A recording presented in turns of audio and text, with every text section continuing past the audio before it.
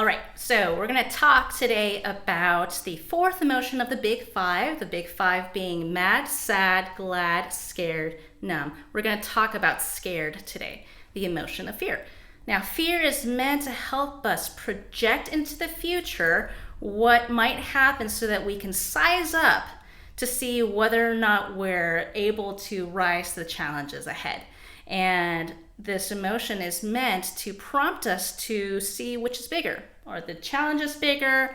Are my abilities bigger? Are the resources and the support I have bigger? And so fear as an emotion can actually provide for us a chance to cultivate wisdom. And this is wisdom to know when to go, when to stop, and when to go get gas. Okay? Now, the main questions for you to consider are, right now, do I have all that I need to rise to the challenge ahead and to take that whole thing down? And if I don't have all that I need, what do I need to do right now to go get the thing that I need to then go rise to the challenge? And so the issue, though, is that there's three different kinds of future projections that we make that people kind of get mixed up. And so when we get these mixed up, we don't always respond in a way that's actually helpful. Usually what happens when there's that mix-up is that people fall into the fear spiral where it kind of escalates and then people shut down. This is also known as analysis paralysis, or there's a way that we perceive ourselves to be less than capable than we actually are, and that is also known as the imposter syndrome. I'll do videos on those another time, but the main thing to know for today is that these future projections have very specific concrete action items for us to do so that we can actually deal with our actual situation versus the way that we make it up in our minds. So the three are, that's possibility, probability, and certainty. So in the realm of possibility, namely, this is where a certain event, positive or negative, might happen. So an example is that, I might be rejected if I put myself out there. Well, the thing with possibility is that it might happen, it might not happen. And the range of those possibilities are within 1 to 99%. 0% and 100% are within the realm of certainty. You know in absolutes whether they're going to happen or not.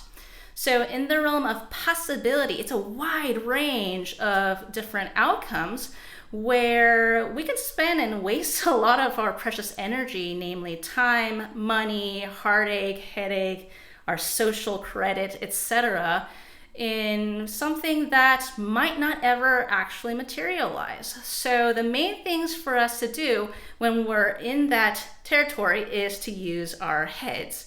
Namely, check the data. If you're considering whether something is in the realm of possibility, ask yourself, am I considering all the data points that are out there? If I'm thinking, I might get rejected if I put myself out there, that's within the realm of possibility, but am I also considering all those people who won't reject me or will actually be super excited and be supportive? So, considering the data means that we're taking all the relevant and pertinent information available and we're putting them on a level playing field. We're not picking and choosing which data points we like better than others and which ones we want to kind of dismiss to the side. And so when it comes to, let's say, a supposed fear, like, I might get rejected, the other part is for you to consider, well, that might not happen. So it'd be important to prepare yourself for both of those scenarios, whether it does happen, whether it doesn't happen. So what would you do if you actually succeed? What will you do if you actually don't fail? What will you do if you do get rejected? What will you do if you don't get rejected? Consider both sides, be fair.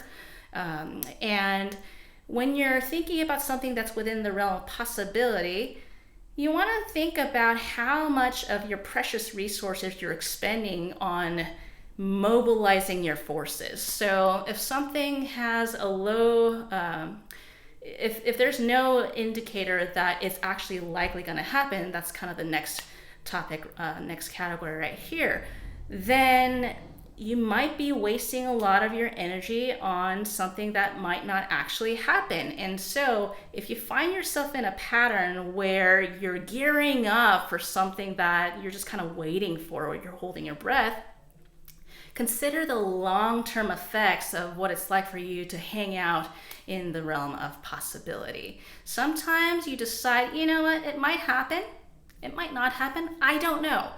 But the main thing is, do I think that my time, my energy is worth it to invest towards a thing that may not actually come to pass? You know what, maybe I'll gamble. Maybe I'll, gamble that the opposite scenario might happen, or you know what, I'll just wait and cross that bridge when I get there.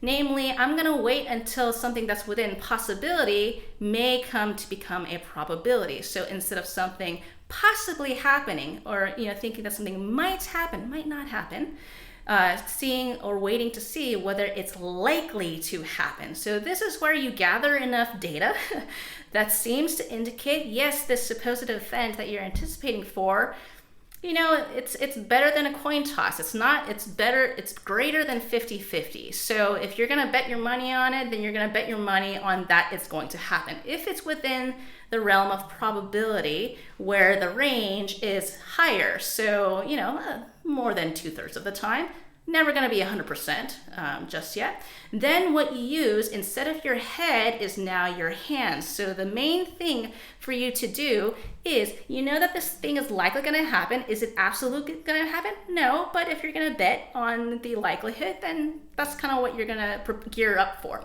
So the action that's required is for you to seek preparation. Go gather all the resources that you think you need. If you're waiting for, if an exam is coming up, then you probably need to read your books, or you need to study, you need to make cheat sheet notes or whatnot. You need to do things to prepare yourself for the anticipated event. Now, some things you can do a whole lot of preparation, and it's still not enough for you to feel confident to actually do the thing. So in that case, then what you need is not more preparation, but actually more practice. Some things you kind of learn by doing. For example, a lot of people who work with me, they don't have a whole lot of experience with anger, and they're trying to read all these books and listen to all these podcasts to try to know how to do anger. Well, you might actually have to practice being angry and learn on the fly, make mistakes and learn from them as you go, for you to actually feel more and more confident to take an even bigger challenge up ahead. So preparation, practice, and the last one for you to do to rise to the challenge is for you to gather people. There may be some challenges that lie ahead that it's not a good idea for you to do it on your own. That's okay. I am a therapist by profession, and I know a good amount about how to do businessy things, but I'm not going to bother trying to spend a lot of time and energy trying to do taxes by myself. Can I do it? Possibly. Do I want to do it? Not really. I've determined that it's just not worth it. So the people that I would connect with would be a bookkeeper, a CPA, maybe a financial planner, so that I can actually take care of myself so that I am financially very steady. Okay? So realm of possibility, realm of probability, and the last future projection is in the realm of certainty. So this is where with absolute certainty that something will happen. Now, you may have heard the quote that, there's nothing as certain in life than death and taxes. So those are the two examples. Well, if you also have something like a medical diagnosis of a terminal illness, there are some things that it's kind of guaranteed that something is going to happen, or you receive a letter from the college that you applied to of the outcomes that either you will get in or you won't get in. After you receive the letter, it's in the realm of certainty. It's not in probability or possibility anymore. So when you're in certainty, you don't engage your head anymore. You don't engage your hands anymore, because you already know what's going to happen. That is when you engage your heart. And it's important for us to engage all of our beings. So when we're engaging our heart, we're supposed to seek out and give to ourselves sometimes validation, comfort, and courage. When you're dealing with, it doesn't matter if it's good or bad, okay? Sometimes, people usually think only about negative experiences, but sometimes positive experiences like success may actually require for the person to give themselves more room to actually be in their emotions. So to go out and ask your close friend to share with them your experiences and hear from that other person validation that yes, this is a big thing. You're not making it up in your head. You're not imagining it. It's important to get that mirror feedback so that you can consolidate your own perceptions to see if it's accurate or not.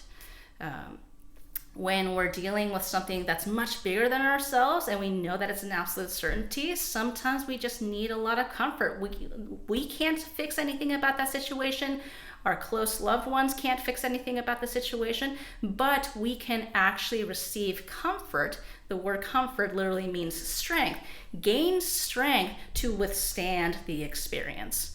And sometimes there are things for us to step forward in anyway, and that's where we go and receive. The last thing that emboldens ourselves and our hearts is to receive courage. That is what that word actually means. So with fear, in assessing and sizing up these future challenges, it is not a requirement for us to wait until the fear goes away for us to step ahead. Sometimes that emotion is still going to hang around and we need to step forth anyway. And that is what the role of courage is. So the issue is not whether or not you have fear, but fear is an invitation for you to assess what kind of situation are you dealing with? Are you dealing with it in the realm of possibility, probability, or certainty? Because each of those things require a specific response. Okay, so when you find yourself feeling nervous about whatever's coming up, don't beat yourself up about it. And if you hear someone else having a lot of anxiety about a situation or about their relationships, don't reject them, don't criticize them. That fear is actually meant to prompt something. And as I mentioned earlier, we want to engage all aspects of ourselves. So this is kind of a quick diagram that indicates that we are made up, our responses to life are supposed to be made up of feeling, thinking, and doing. It's all three, otherwise the wheel doesn't roll. So engaging our heads, engaging our hands, engaging our heart. Find out what kind of challenge you're dealing with or what kind of projection you have so that you know what to do in response. So I will see you next time, and we're probably going to go over the last of the 5 emotions, and that will be numb. So see you next time.